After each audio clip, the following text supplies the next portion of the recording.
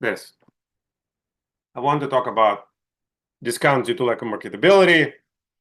I hope very much you guys listened to Chris Rosenthal's wonderful presentation in this class. But like it was 2 years ago, right? Did you guys watch it? Because really the way he really I've actually re-listened to it twice. I mean, no, he's already kind of, if you listen to it, you've gotten an excellent introduction to what DLOMs are. So, as you know, basically the discounts for lack of marketability are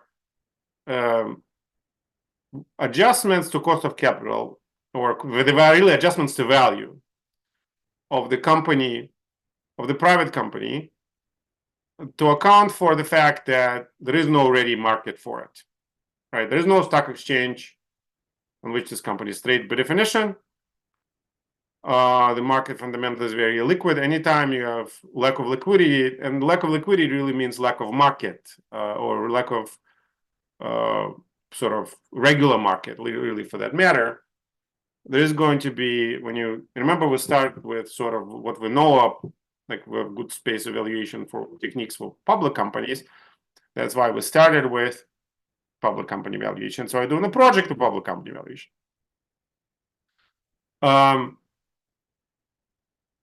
You start necessarily with modeling for public companies, and then essentially you come up with your number, and then you say, okay, well, what should this number be discounted by to account for lack of its liquidity? And lack of liquidity could be due to two reasons. One, lack of marketability, and the other one is due to the fact that you're a minority shareholder, which means basically, and that's what Chris kept kind of going back and forth between the two, right? Because we're all minority shareholders in large corporation, public companies in the United States, right? Unless you're Bill Gates or Warren Buffett or I don't know, Carl Icahn or something like that. If you're 401k, you own shares of IBM, you're by definition a minority shareholder. And so therefore, the valuation premise for a share of IBM that you get by looking at Wall Street Journal or Yahoo Finance, or that's the valuation premise is minority value, liquid minority value, right? Now, when, let's say, I don't know, Warren Buffett decides, should he buy a 20% stake in IBM, that is a different valuation premise, because he is a significant block holder.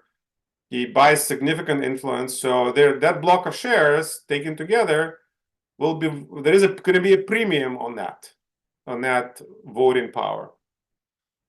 And whenever Warren Buffett buys control of a particular company such that it becomes a subsidiary of Berkshire Hathaway, then there is a premium on control. Now, the opposite of premium of control is discount due to minority interest. Except for public companies, we're going to start already with a minority valuation, because that's what we can observe, because majority of shareholders in the world are minority shareholders. However, if you're a minority shareholder in a privately held entity, you're kind of a fundamentally much worse position, because you're not involved in the business. You can't go and sell those shares right away. So it's almost like you're sort of the wedge between you and the controlling shareholders is much bigger. So those are the two big elements: the lack of illiquidity discount, the marketability discount, the minority discount, or flip side of it is control premium, are two elements that apply very strongly to the valuation of private companies. So the real question then becomes, what should they be? What should those numbers be? How do you know, right? So, and Rosenthal talks about it a lot. I give you my lecture that I talk about it a lot. There's various kinds of studies that are done, the pre-IPO studies, the Section 1 restricted stock studies, and essentially all those studies revolve around the same thing. When something it's not marketable, like shares before the IPO, become marketable, like at the IPO. What is the shares themselves don't change. The only thing that changes is what? the fact that liquidity element of it. So to the degree that you can observe the jump in the price of shares from before the IPO to the after the IPO, that gives you a sense of what the premium on liquidity is, which is the flip side of the discount of only liquidity. Same thing with restricted stock studies. When the restricted shares become unrestricted, you can document the degree of that. So that those two classes of research, I guess, give sort of foundation to the estimates for discount of lack of marketability. Right? Give us some framework, and companies like Stout, what used to be known as Duff and Phelps, today Kroll, they all publish studies of that. They do surveys of that. So every year it changes. Now, a very significant player in this space is also, for the tech students in the class in particular, is the IRS. Because one area where discount for lack of marketability become particularly important, and that's an evaluation of estates, right?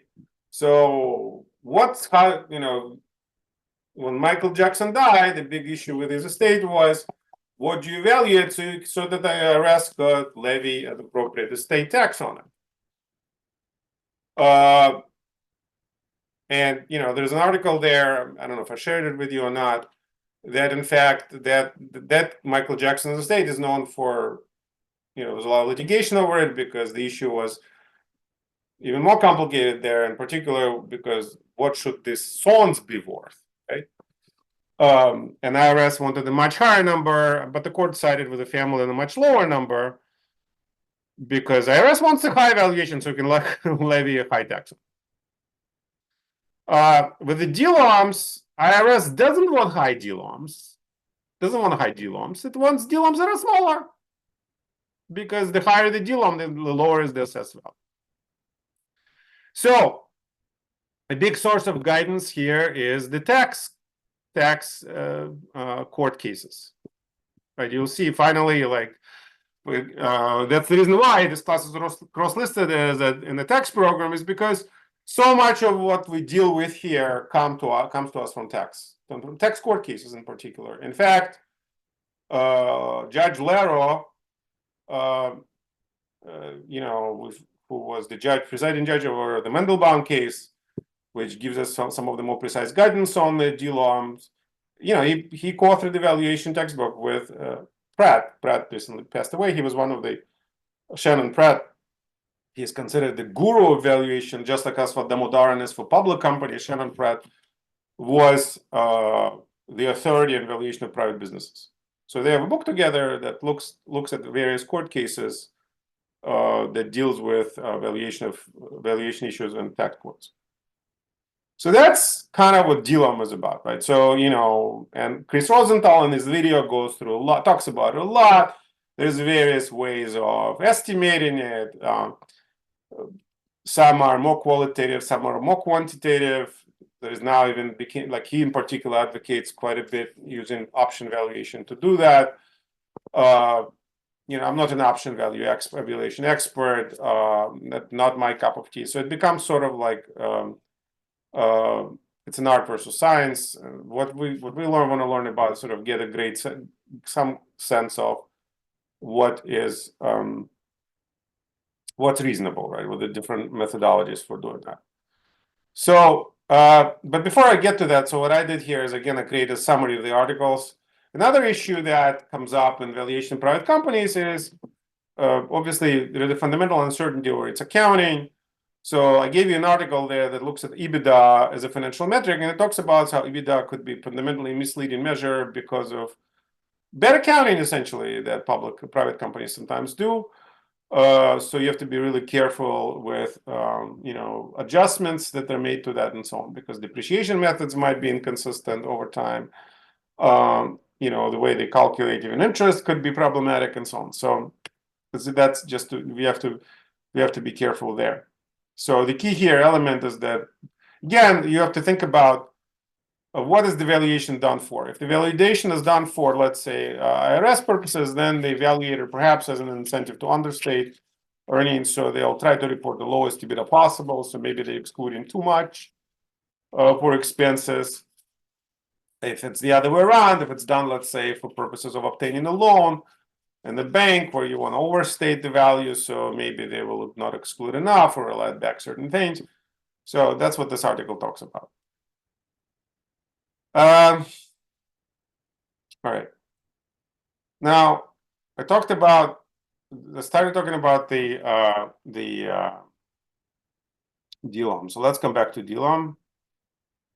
So Mandelbaum case, when Mandelbaum commissioner, where Judge Lara was the presiding judge, and I love the AI generated images on the slides. It has to do with the family business. So it has to do with case. This is a tax court case. Case involves the valuation of gifts of stock in Big M Inc., a privately held family-owned corporation specialized in women's apparel retail. Mandelbaum family transferred shares of Big M stock. Their children established trusts, leading to disputes with the IRS or the proper valuation of these gifts for tax purposes. So what they're trying to do is they're trying to essentially evade the estate tax by moving this into kids and to trusts and so on. So the key issue is what should have been the discount? The issue was what should have been the discount. IRS and Mandelbaum's disagreed on the value of the discount. Obviously, IRS wanted the lower number. Mandelbaum wanted to have a higher number. Remember, at the time, also the estate tax was much higher. This is 1980s, not like what we have today. The IRS basically suggested a 30% discount based on the restricted trust tax studies, right? So, which is, by the way, even like IRS has some on their website, and I've shared the link with you, a practice aid on DLOMs, and that's what they kind of like coalesce around, the 40% number. Obviously, the family wanted the higher number, right?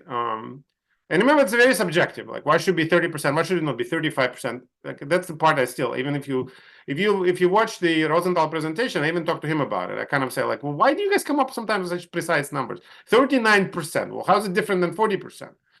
And so on. It depends on the methodology to use. But the key element of the case that was most important for our purposes has to do with this Mandelbaum factors. Now, the family wanted 70 to 75%. So there's a huge difference. We're not debating 30 versus 40. We're debating, a huge spread, right? So, like, can they agree on the middle? Sometimes they do, right? So, but the most important element of this case is the so-called Mandelbaum factors. So what are they? So these are things that are qualitatively you have to agree on. You have to think about, and sort of analyze in your evaluation report to argue for higher or lower DLOM, right? Remember, 30% is based on restricted stock studies. So this is kind of a starting point, right? So if you can say that, in fact, the stock is more likely to be liquid, then you might go lower than that. If your stock is going to be less likely to be liquid based on this Mandelbaum factors, then you go higher than. So what are they? Financial statement analysis, and that's essentially like growth expectations of the firm. I mean, what is your financial risk here in terms of like your forecast? Is there a lot of uncertainty over it and stuff like that? If it's sort of grim prospects, high uncertainty, then it's less marketable, right? Think of it that way. Dividend policy. Is the stock going to pay out or not? Remember, the dividend is like cash that you get, right? So if you pay out more, then there's less uncertainty. If there's a history of payouts to the shareholders, then there's less uncertainty over payouts. So there's lower discount for marketability. Nature of the company, that's essentially a risk, right? How risky is the company? More risky, less liquid. High risk, less risky, less liquid. Management, again, are they sort of more controlling? Less controlling. I mean, are they more likely to actually squeeze you or not? Is the company very dependent on some particular key people, right? If it's all about one person who runs the company and they become dead or incapacitated, then there's a huge issue about marketability of the firm. The restrictions of transferability and so on. it's a long list, and literally, when evaluation experts, and I just saw a report like that recently, as part of my consulting work. Literally, you go through this analysis as basically say, okay, it's like a it's like a checklist, and then you say, okay, this is higher, this is lower, blah blah blah, this factor, that factor, and then you have to say, okay, by the preponderance of the evidence, should in my opinion, the discount be higher or lower? So to this day, one thing I completely don't understand is that it's sort of like, well, okay, if there's more, let's say there's, I don't know, 11 factors or something. Let's say 8 of them are in favor of higher discount and 3 of them are against. How much do you ascribe to each factor? What number percentage points do you do this? There is no such formula.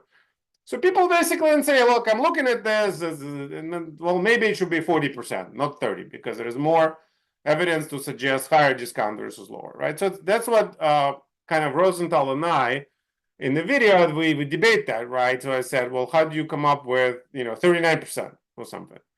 And his point is that that's why there is a demand for this more quantitative models, option valuing models from which you can derive a discount, because those are numerical models. They're less subjective, right? They're less like Pevsner picking a number out of thin air based on the list. But those models have a deeper type of problem, in my opinion, because they're very assumption driven, right?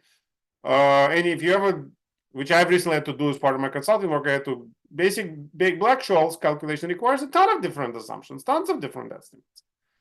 And it's just in some ways as subjective, just kind of in a different sense than the non-quantitative model. So there is no magic bullet here, unfortunately, that will spill out the right number. Nonetheless, Mandelbaum factors analysis is the key to any. If you're ever going to work in an evaluation firm or in sort of a tax practice that reads the consumer of the evaluation report, if you work with a lawyer, and it's almost like a must in this sort of analysis. If you argue and there's a valuation discount or marketability discount. So that's what, so the key here, in some ways, what this comes down to is who will the judge believe more, right? So like, is it, and so that's, and I guess the more thoughtful you are, the more persuasive you are, then the more likely the judge will believe you. Now, interestingly enough, and even in one of the cases that I posted, judges oftentimes like go where this is all very subjective, so this guy, this expert wants high, this expert wants low, I'm just going to take the middle. And that happens because it's the easiest way, because again, there's a lot of subjectivity. Judges know that there's a sort of incentives at play here, like, and so they kind of want to split the difference. So that's not uncommon. All right. So now one interesting thing about, because this is such an IRS influence exercise, there is such a job and then for the tax, again, interested individuals in the room, as IRS hires evaluators, IRS hires appraisers, and in fact, they were looking for some nationwide, and by the IRS standards, they're pretty well paid also. So they make 6-figure salaries, not high six. I think I've seen the numbers in like 120 range. But when it comes to estate tax valuations, they need them, right? Now, it happens to be that it's less of a pressing issue today because of such high, federal law now frees up, basically doesn't tax. There's the estate exclusion is up to $10 million.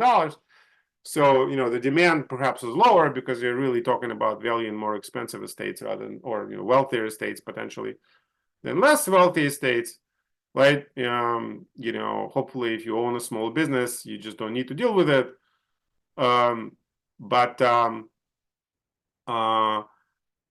Actually, this week's Wall Street Journal talks about Warren Buffett's estate planning plan, or estate planning, I guess.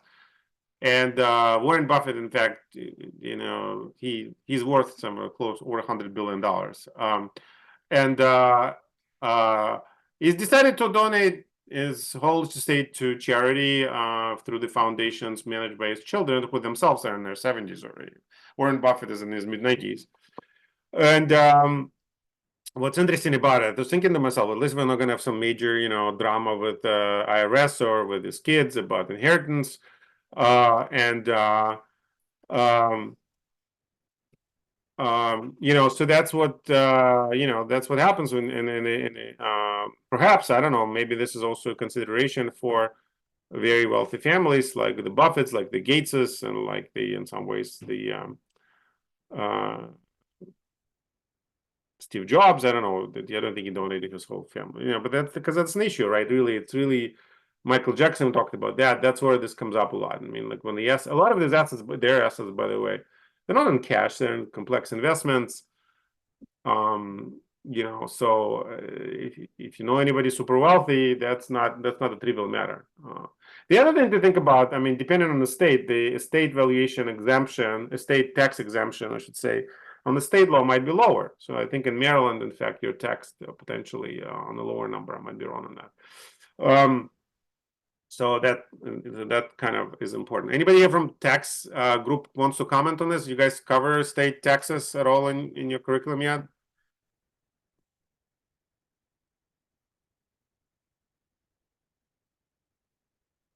Okay.